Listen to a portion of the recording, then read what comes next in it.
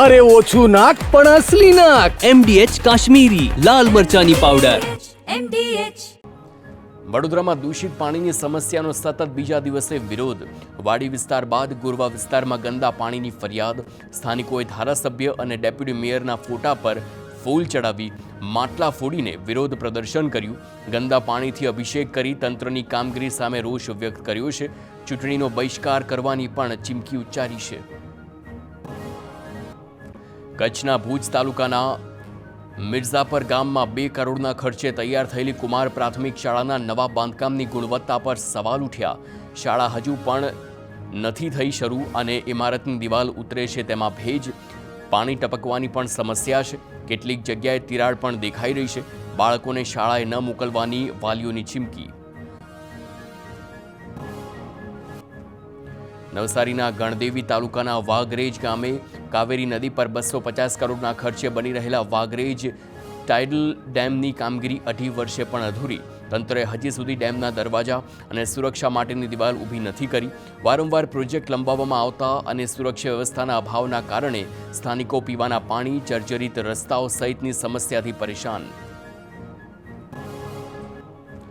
નર્મદા જિલ્લાના રંગસેતુ પુલ પરથી ભારે વાહનોની અવરજવર માટે પ્રતિબંધ મુકાયો છે, પરંતુ તે અંગેનું બોર્ડ મારવામાં ન આવતા વાહન ચાલકોને પડી રહી છે હાલાકી. પુલ સુધી આવ્યા પછી પ્રતિબંધની થાય છે જાણ. સ્ટેચ્યુ ઓફ યુનિટી અને પોઈચા જતા લોકોને 50 કિલોમીટર ફરીને જવું પડે છે. થોડા કિલોમીટર પહેલા જ સૂચનાનું બોર્ડ લગાવવામાં આવે તેવી માંગ.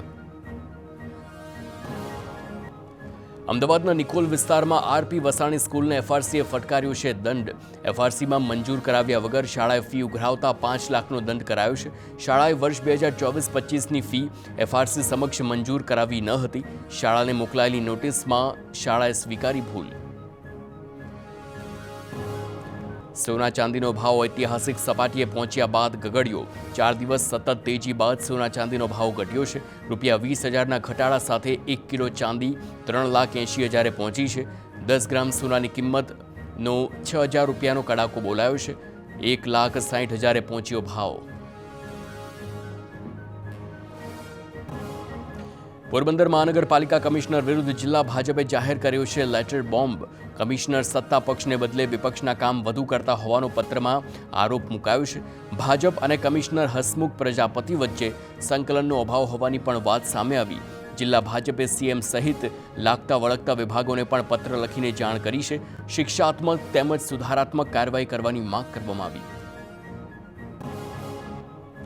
જૂનાગઢના ભવનાથ મહાશિવરાત્રી મેળા અંગે નાયબ મુખ્યપ્રધાન હર્ષ સંઘવીની આગેવાનીમાં બેઠક મળી છે.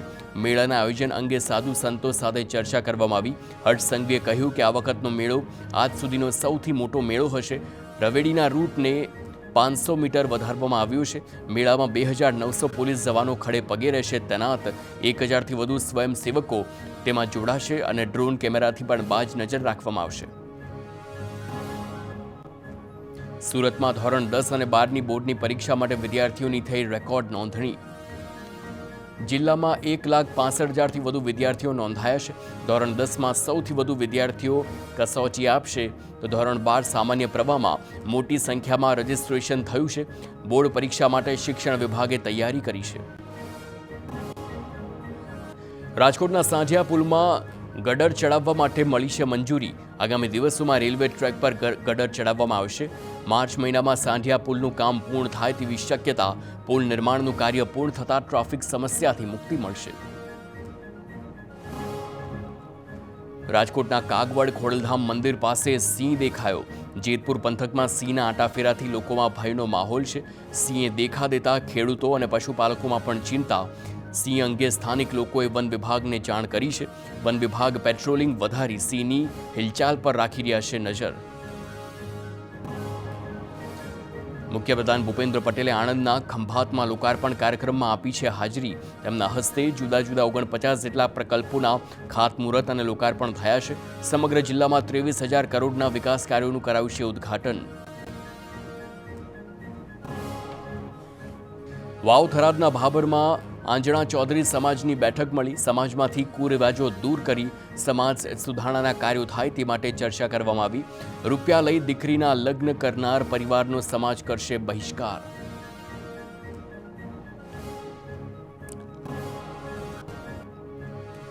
જૂનાગઢ જિલ્લા આપ પ્રમુખ હરેશ સાવલિયાની પાસા હેઠળ કરાઈ છે ધરપકડ.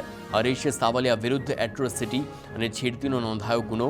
વિસાવદર મગફળી કેન્દ્ર પરની બબાલમાં શ્રમિક મહિલાએ કરી હતી ફરિયાદ. જેલમાં પણ હરેશ સાવલિયાની બબાલ થતા વધુ એક ગુનો દાખલ કરાયો હતો. 2 દિવસ પહેલા જેલમાંથી હરેશ સાવલિયાનો થયો હતો છુટકારો. ફરી ધરપકડ બાદ અમદાવાદ સાબરમતી જેલમાં ધકેલાયા. MDH ચણા મસાલા. હવે છોલા હોય કે ચોળા, સફેદ ચણા હોય કે કાળા ચણા, બધું મજેદાર બનશે. MDH